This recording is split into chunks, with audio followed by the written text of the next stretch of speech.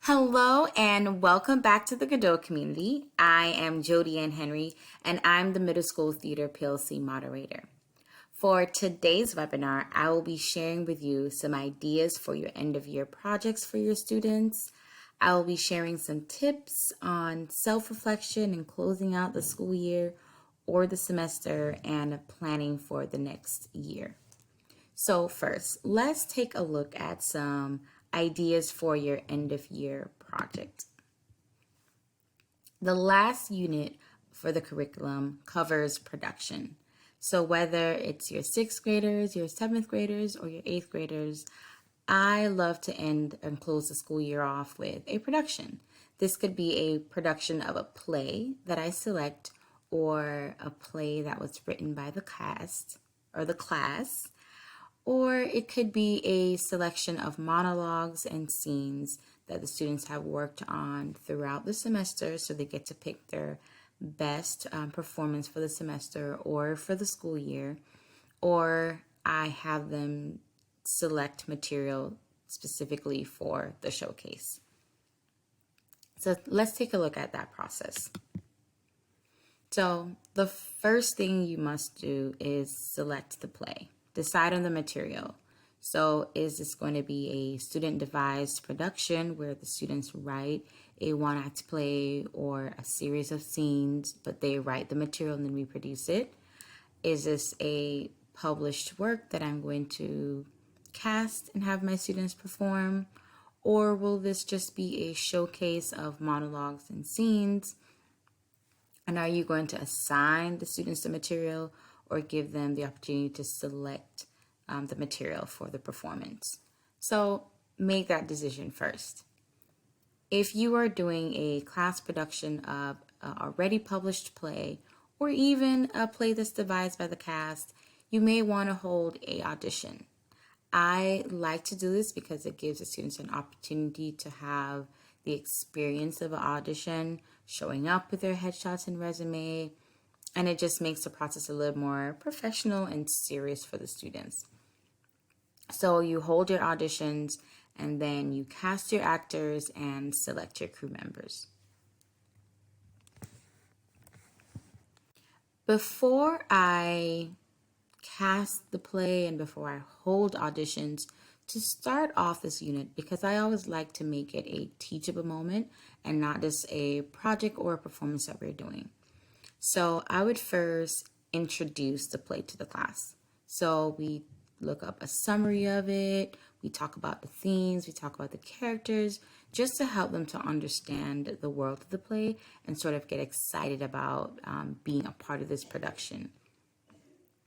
I would then review the responsibilities of the director and the assistant director and stage manager and the crew members. They usually learn about this stuff in the beginning in unit 1.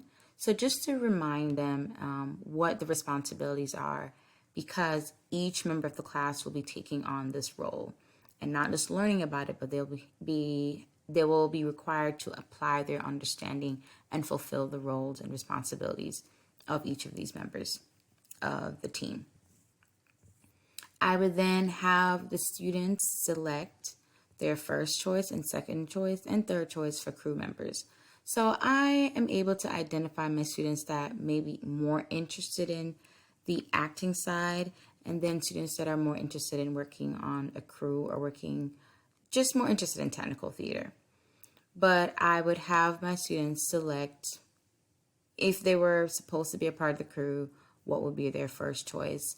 Or I would even have students select if they are more interested in being an actor, being cast in the play versus working in the crew. So I give them that option. And based on their response, it allows me to see the students who want to work in crew and the students who want to be cast. I would not want to cast an actor that really wants to work on the costume crew. So being given a role in the play, they're not really as excited and enthused about it. And that can pose other issues later on.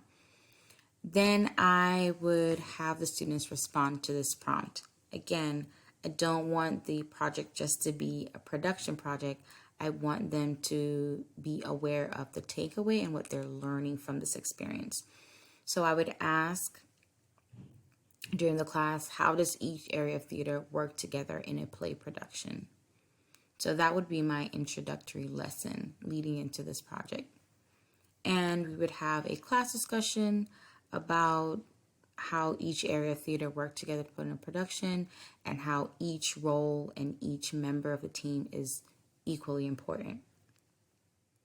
Now, for the second lesson or the second class period, I would then identify the students who have a preference to work on the crew.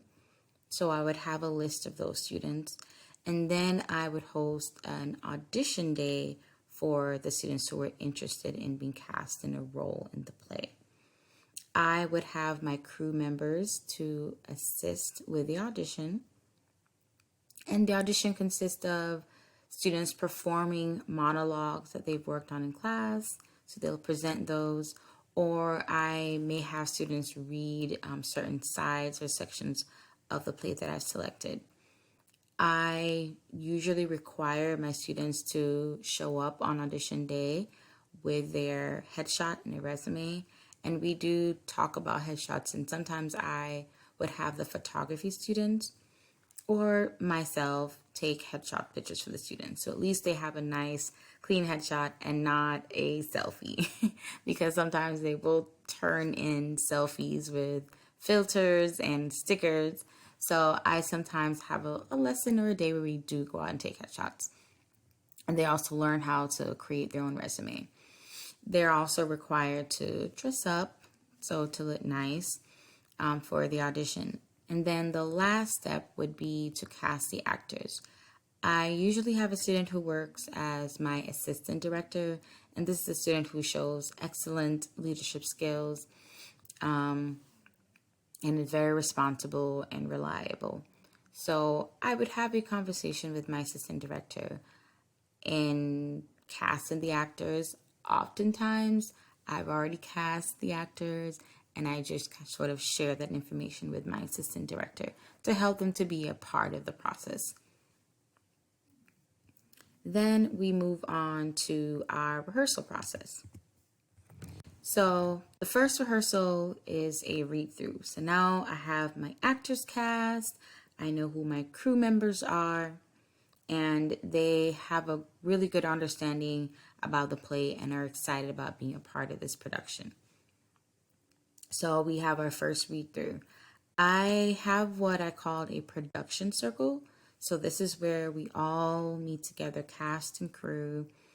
And I have this production circle meeting at the beginning of every class, even after the first read through. During our production circle, I would share the rehearsal schedule with the actors so they're aware of what the goals are for each class period leading up to our performance date. Then I would share my directorial concept with the class, and I make this a mini lesson. And I allow in reading through the play and in our analysis of the play to allow them to understand how I've come to my concept for our production. We then do a read through and we again discuss themes and characters and what observations that we have about the play and the setting and the characters. So this is a little more in-depth conversation than we had when I first introduced the play. Now we move into our blocking rehearsal. I start off each rehearsal with a physical and a vocal warm-up, and both my actors and my crew members participate in this warm-up. This is really just to allow them to come together as an ensemble, for them to get centered, to block out all the stuff that they've been dealing with before this class period, and just to really focus. We have our production circle with the crew members and the actors. Each crew, they get a department guide. So my set designers have a guide, my costume designers have a guide, etc. And this is just a daily guide that outlines their daily project goals of what they need to accomplish during that class period. And this just helps them to keep focused. I have a lead member for each crew as well that guides and leads the conversations and make sure that each crew member carries out their duties. I then meet with the actors and they rehearse the scenes, and we try to stick to the rehearsal schedule. I sometimes lead, as we go through the process, I lead the actors through various characterization exercises to help them connect with their character and explore the characters more and find the character physically and emotionally. I then provide actor feedback at the end of the rehearsal, and sometimes we may rework certain scenes based on my feedback. At the end of our rehearsal or end of the class period, I then have a second meeting, which I call our production meeting. And this is just an opportunity for the crew members to do like a check-in. So I check in on what they've accomplished for that day. I take any concerns from my actors and crew members, and then I have them journal. So they respond to a journal prompt in which they just sort of reflect on what they've done for the day and then set individual goals for our next class period or next rehearsal. I love to sit back and read these, especially for my crew members that I may not be actively working with them throughout the class period. So I'm just able to check in and see what they've done. And it allows me to set goals for the next day as well. Now, once we have the play blocked and our actors are getting very familiar with their character, they know their lines, we start to do our run-throughs. So again, we start off with a warm-up with both the crew and the actors. We have our production circle where I share with them the daily agenda and I check in with each crew. And then we run through the play. So we may, at the beginning, just look at the first half of the play and then focus on the second half. And then we run through the entire play and I give notes to the actors. We make any adjustments, rework any scenes or any moments. And then we have our production meeting at the end. I like to have my assistant director also give feedback and direction throughout the blocking rehearsals as well as our run through. We go into our technical rehearsal, and this is where my crew members really get to be an integral part of the production in terms of running the lights and running the sound. So here is just a few pictures of a production I did a few years ago. So this was done in our classroom. In our space, we had the capability of operating lights, not a whole lot, but we were able to light the entire space and also add color to set the mood and such and so forth. So here are just a few pictures. And the costume crew, they selected the costumes for the actors. There were dressers to help the actors get dressed throughout the run of the show. And I also had a backstage crew that helped move things on and off stage. So here are just some pictures of our curtain call as well. So you may choose to do a class production of a play. This same process can be used as the students are working on scenes and monologues. If we are doing scenes and monologues, I usually have students work in small groups and I assign them a director. So they'll actually have someone working one-on-one with them to give them feedback instead of the actors just figuring things out on their own. If they're working on monologues, I usually have a schedule of actors that I will work with specifically on certain days and give them feedback. And then I may have them work in pairs. So after maybe a few weeks or a week or so of individual rehearsal and working one-on-one with me, then I may put them in groups of twos where they also give each other feedback.